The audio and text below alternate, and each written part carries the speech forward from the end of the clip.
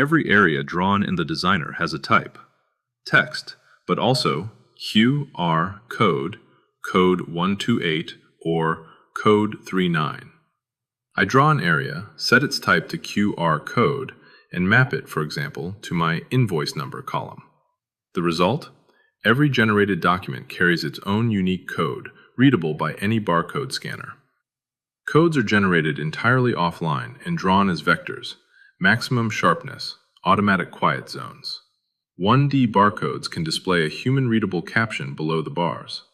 And if a value can't be encoded, say non-ASCII text in code 39, a visible replacement marker is shown instead of failing the document. Area types are saved with templates, so the API produces exactly the same codes.